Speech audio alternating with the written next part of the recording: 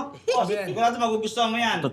Sarap. Sarap yan. Lumpiang hubad. Ay, ano yan? Ba't nagtatakip ka ng mata? Ay, kasi di ba pag nakaubad, dapat magtakip ka ng mata. Di ba, Ma'am Bobby, di ba? Takip tayo mata. Oo nga pala. Ayan, oh. Kung ayaw nito, Ma'am Bobby, meron kami ditong jumbo hotdog. Ay, kaya lang, pre. 3 lang siya eh. 4 tayo eh.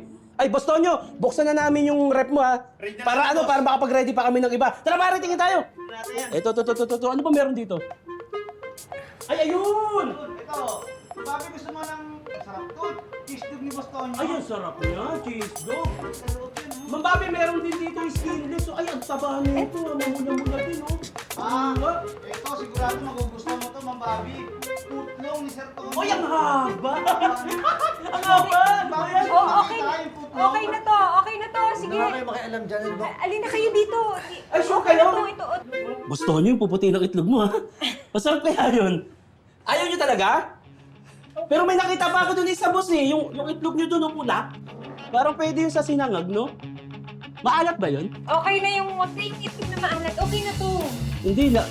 Parang ang alat ng itlog ni boss, no? Masarap ito, yung hubad. Hubad na naman. Eh, sige.